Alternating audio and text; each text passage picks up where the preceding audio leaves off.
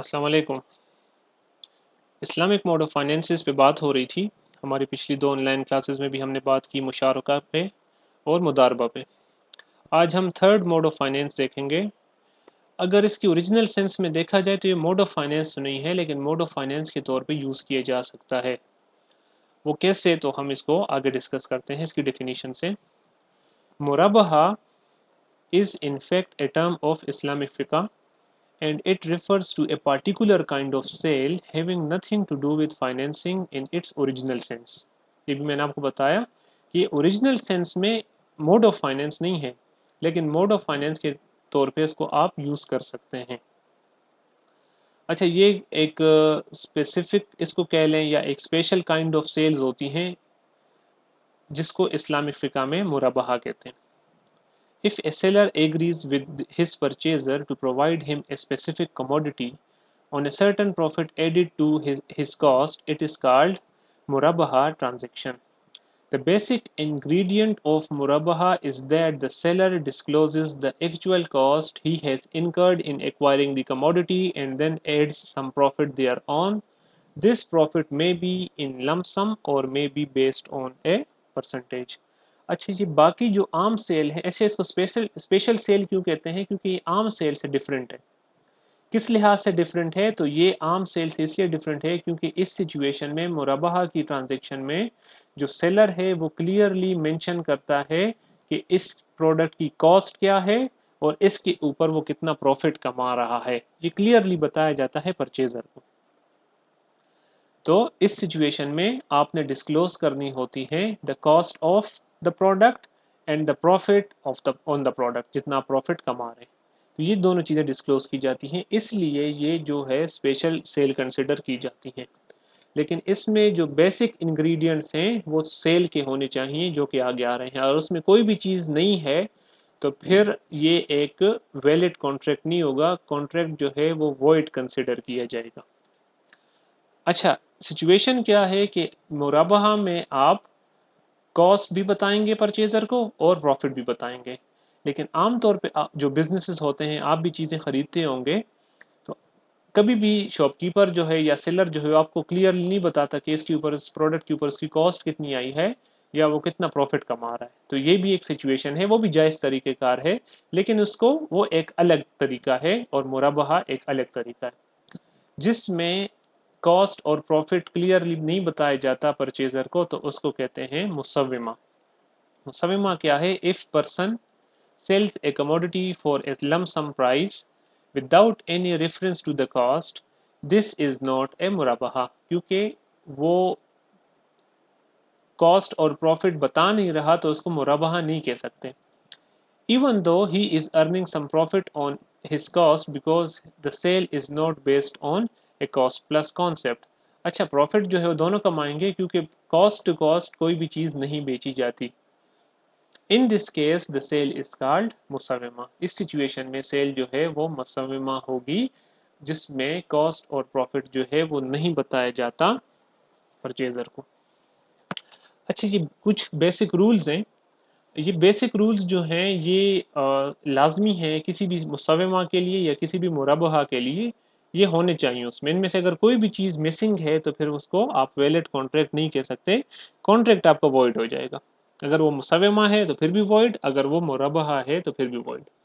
First one is the subject of sale must be existing at the time of sale. आप जो चीज़ बेचना चाह रहे हैं वो होनी चाहिए, एग्जिस्ट करनी चाहिए। ठीक है, अगर उसका फ्यूचर में बनना है तो फिर उस चीज़ की आप सेल को नहीं कर सकते। The subject of sale must be in the ownership of the seller at the time of the sale. अच्छा, जो प्रोडक्ट है जिसको बेचा जा रहा है वो अंडर द ओनरशिप होनी चाहिए ऑफ द सेलर, सेलर की ओनरशिप में होनी चाहिए वो। The subject of sale must be in the physical और constructive possession of the seller when he sells it to another person. अच्छा, ओनरशिप उसकी होनी चाहिए और पोजेशन भी होनी चाहिए। पोजेशन या तो फिजिकल हो कि सेलर के पास वो चीज़ घर में या दुकान में पड़ी है, फिजिकल पोजेशन भी है और वो उसकी ओनरशिप भी है। या कंस्ट्रक्टिव पोजीशन हो। कंस्ट्रक्टिव पोजीशन ये होता है कि प्रोडक्ट जो आपने लिया हुआ है वो आपकी ओनरशिप में है, लेकिन वो कहीं और पड़ा है। किसी और सिटी में है, किसी और मुल्क में भी हो सकता है, लेकिन वो अंडर आपकी ओनरशिप में भी है और वो आपकी कंस्ट्रक्टिव पोजीशन में भी है। कंस्ट्रक्टिव पोजीशन क्या है कि पड़ा तो किसी दूसरे शहर में है, लेकिन उस प्रोडक्ट की तमाम जो राइट्स हैं और तमाम जो रिस्पॉन्सिबिलिटीज़ या लाइबिलिटीज़ हैं वो आपके ऊपर आती हैं। उसके राइट्स भी तमाम आपके ही हैं और उसकी रिस्पॉन्सिबिलिटी भी तमाम आपकी ही हैं। तो पड़ी तो दूसरी जगह है, ये फिजिकल पोजीशन ना हुई, लेकिन राइट्स एंड लाइबिलिटीज़ की वजह से ये कंस्ट्रक्टिव पोजीशन हो गई। तो ये दोनों सिचुएशन जायज़ हैं। The sale must be instant and absolute. Instant means on the spot होने चाहिए भाई सेल, घुमा फिरा के बात नहीं होनी चाहिए। Sale must be instant on the spot हो, तभी उसको सेल कंसिडर किया जाएगा। The subject of sale must be a property of value. Sale जो आप कर रहे हैं उस चीज़ की वैल्यू होनी चाहिए। मिसाल के तौर पे अभी काफ़ी सारे हमारे नेचुरल चीज़ें हो गई, जिस तरह ऑक्सीजन हो गई, सनलाइट हो गई, तो इनकी वैल्यू तो बहुत ज़्यादा है, लेकिन ये अल्लाह ताला की तरफ से इंसानों के लिए एक गिफ्ट है जो फ्री ऑफ कॉस्ट हमें प्रोवाइड होता है। तो इस चीज़ को अभी आप बेच नहीं सकते। Why? Because it has very much value, लेकिन बिजनेस पॉइंट ऑफ व्यू से देखें तो इन चीज़ों की वैल्यू नहीं है। इनको आप पैसों में कन्वर्ट नहीं कर सकते। अब सिचुएशन चेंज करें थोड़ी सी, तो ऑक्सीजन जिस तरह सिलेंडर्स होते हैं, अब वो नेचुरल तरीके से नहीं बनती, वो आर्टिफिशियल तरीके से बनाई जाती हैं, तो उनकी आप फिर सेल कर सकते हैं। लेकिन नेचुरल जितनी चीज़ें हैं या वो भी चीज़ें जिनकी बिजनेस पॉइंट ऑफ व्यू से कोई वैल्यू नहीं है, उनको आप सेल एंड परचेज नहीं कर सकते। The subject of sale should not be a thing which is not used except for a haram purpose like pork, wine, etc. अच्छा, आप किसी भी किस्म की कोई भी ऐसी कमोडिटीज़ का बिजनेस नहीं कर सकते जिसका दूसरा कोई इस्तेमाल ही ना हो सकते। मिसाल के तौर पे पोर्क हो गया, इस तरह सुअर का गोश्त हो गया, तो इसका किस तरह और क्या करेंगे इसके साथ और कुछ नहीं हो सकता और वो हराम कंसिडर है इस्लाम में। तो इसका बिजनेस आप नहीं कर सकते। या वाइन आप देख लें, शराब वगैरह होगी, उसको भी आप उसका बिजनेस भी आप नहीं कर सकते। अच्छा, कुछ इस तरह के ग्लासेस बनाए जाते हैं जिनमें सिर्फ स्पेसिफिकली शैंपेन या वाइन पी जाती है। तो अब देखें, वो ग्लास को बेचना तो ठीक है, लेकिन उन ग्लासेस का मेन मकसद जो है वो यही वाइन और शैंपेन वगैरह को प्रमोट करना होता है। मीन्स उसी में लोग पीते हैं। तो इन चीज़ों के इस तरह के बिजनेसेस में भी नहीं पड़ना चाहिए, जो कि खुद तो हराम नहीं है लेकिन हराम चीज़ को थोड़ा सा डेवलप करने में हेल्पफुल होते हैं। अच्छा जी, बेसिक रूल्स ऑफ सेल्स में आगे हैं जी। The subject of sale must be specifically known and identified to the buyer. जो चीज़ बेचनी है वो क्लियरली मेंशन्ड होनी चाहिए और उसको स्पेसिफाई करना चाहिए और वो डेफिनेट फॉर्म में होनी चाहिए। मिसाल के तौर पे जिस तरह आप बुक देखेंगे तो आपको एग्जांपल नज़र आएगी कि एक बिल्डिंग है, आप दूर से अपने परचेज़र को दिखा रहे हैं कि मैं आपको सामने वाला प्लाट देना चाह रहा हूँ। अब आप देख रहे हैं थर्ड फ्लोर की तरफ, वो देख रहा है फोर्थ फ्लोर की तरफ। यहाँ पे कन्फ्लिक्ट हो गया जी। वो भी मान गया कि हाँ यही प्लाट है और आप भी मान गए कि हाँ इसने प्लाट देख लिया है, जबकि दोनों अलग अलग प्लाट्स को, सॉरी, फ्लैट फ्लैट की बात करूं तो दोनों अलग अलग फ्लैट्स को देख रहे हैं। तो इस सिचुएशन में क्या होगा कि जब वो ट्रांजेक्शन होगी तो उस सिचुएशन में फिर वो कहेगा जी आपने मुझे कोई और फ्लैट दिखाया था, अभी फ्लैट कोई और है। तो फिर कन्फ्लिक्ट क्रिएट होगा। तो इसका सही तरीक़ेकार ये है कि इस बंदे को वहाँ ले जाएं, उसको फ्लैट दिखाएं और डेफिनेट और स्पेसिफिक फॉर्म में, ताकि आगे फिर किसी का किस्म का कन्फ्लिक्ट ना आ सके। The delivery of the sold commodity to the buyer must be certain and should not depend on a contingency or chance. अच्छा, प्रोडक्ट जो है उसकी जो मतलब उसकी जो डिलीवरी है वो कंटिजेंट नहीं होनी चाहिए, चांस की बेस नहीं होनी चाहिए, वो सर्टन होनी चाहिए, फिक्स्ड कंफर्म होनी चाहिए। अब आप कहते हैं कि जी मैं आपको, अगर कल बारिश हुई तो मैं आपको प्रोडक्ट डिलीवर कर दूंगा, अगर बारिश नहीं हुई तो फिर प्रोडक्ट डिलीवर नहीं करूंगा। तो देखें, इसमें चांस भी आ गया और कंटिजेंसी भी आ गई। बारिश होगी या बारिश नहीं होगी ये किसी को पता नहीं होता। आजकल जो वेदर फोरकास्ट के एप्स आए हुए हैं, अगर आप उसमें भी देखें तो उसमें घंटे बाद भी चेंजेस आ जाती हैं। कभी दिखाते हैं कि कल बारिश होने वाली है, फिर थोड़ी देर बाद आते हैं कि जी नहीं, कल बारिश नहीं होने वाली। तो ये चीज़ें सर्टन नहीं है, तो इस किस्म की चांसेस की बेस या कंटिजेंसीज के ऊपर आपने सेल्स नहीं करनी। The certainty of price is necessary condition for the validity of the sale. जब आप सेल करें तो पहले से प्राइस कंफर्म होनी चाहिए। ये नहीं कि डिलीवरी की बात उसे कहें कि यार इसके ऊपर तो मेरा खर्चा ज़्यादा आ गया, तो अभी आपकी प्राइस, ये मैं इसकी प्राइस बढ़ा दूंगा। तो ये चीज़ें नहीं होनी चाहिए, पहले से डिसाइड कर लें, डिफाइन कर लें इसकी, उसके ऊपर कॉस्ट कितनी आएगी, डिलीवरी चार्जेस कितनी आएगी, ताकि परचेजर को क्लियरली मालूम हो। The sale must be unconditional, sale में शराइत नहीं होनी चाहिए। अब मिसाल के तौर पे दो बंदे हैं, एक बंदा दूसरे को कहते हैं भाई अपनी गाड़ी मुझे दे दो, वो कहते हैं मैं अपनी गाड़ी तुम्हें तब दूंगा जब तुम मेरे बेटे को अपने बिजनेस में कहीं जॉब दोगे, तो फिर उसके बाद मैं अपनी गाड़ी बेच सकता हूँ। तो ये देखें, इसमें बीच में कंडीशन आ गई कि मेरे बेटे को जॉब दो, उसके बाद मैं गाड़ी बेचूंगा, तो this this is a void contract, ये सेल सही कंसिडर नहीं होगी।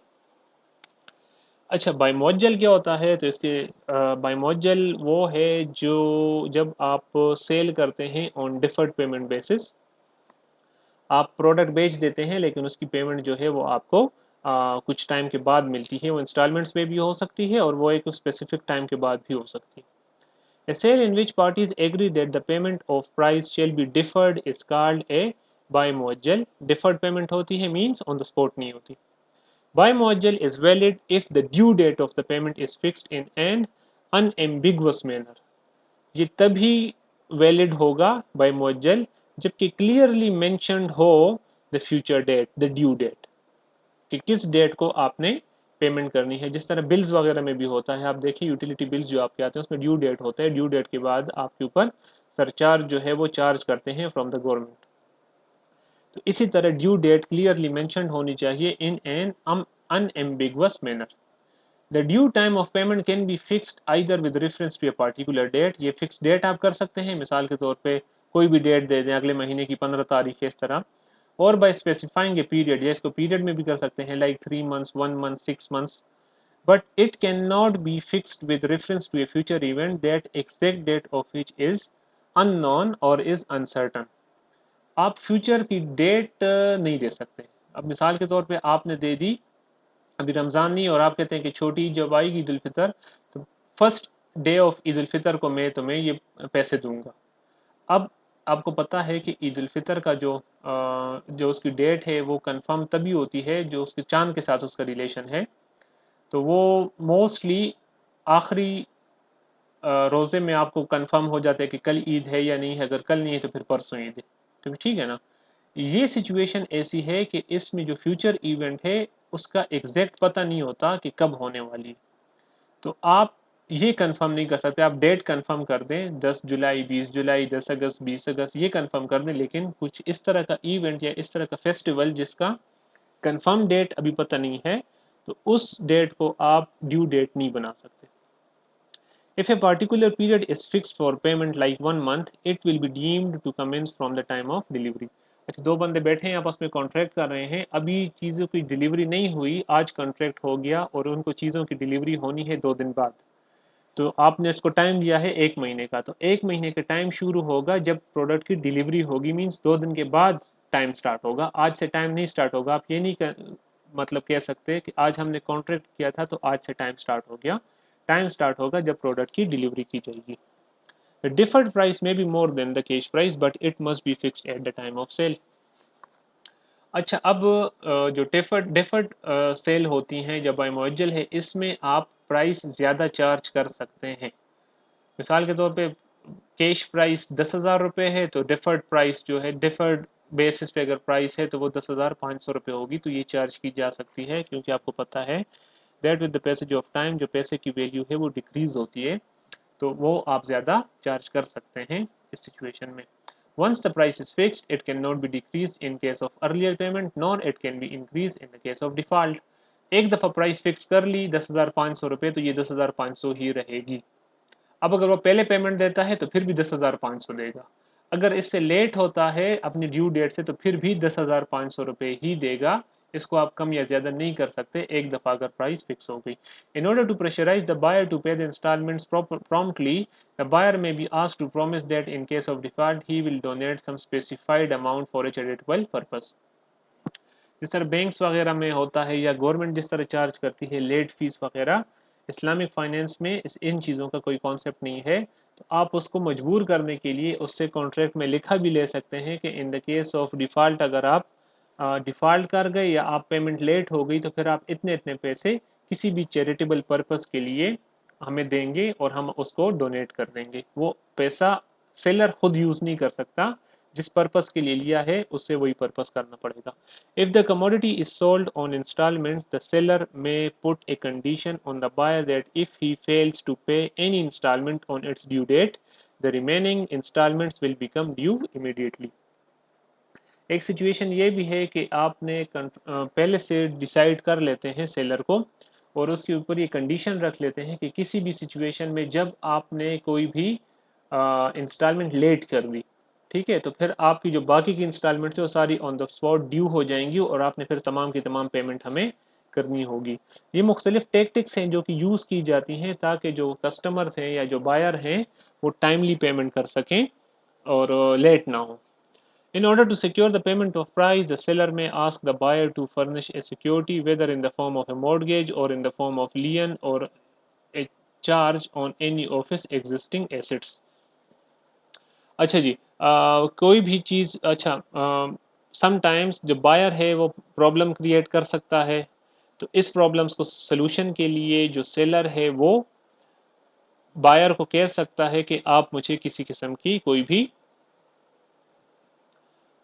सिक्योरिटी दें, ताकि उस सिक्योरिटी की बेस पे उससे हम पैसा निकलवा सकें, या सिक्योरिटी पड़ी होगी तो फिर उसके साथ फिक्र होगी पेमेंट करने की।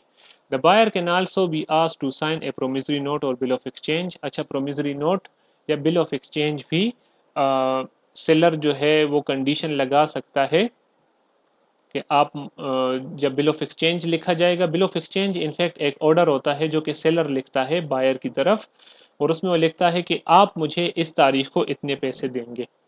और प्रोमिसरी नोट जो है ये एक प्रॉमिस होता है फ्रॉम द बायर, जिसमें वो लिखता है कि मैं आपको इतने इस तारीख को इतने पैसे दूंगा। तो इसमें प्रोमिसरी नोट भी लिखा जा सकता है या बिल ऑफ एक्सचेंज भी लिखा जा सकता है, ताकि पेमेंट ऑफ द प्रोडक्ट या पेमेंट जो है उसको यकीनी बनाया जा सके। तो ये था जी हमारा मुराबहा। मुराबहा में हमने दो तीन चीज़ें डिस्कस कर ली। एक तो मुराबहा हो गया, it's special kind of sale जिसमें कॉस्ट और प्रॉफिट आपने बताना होता है।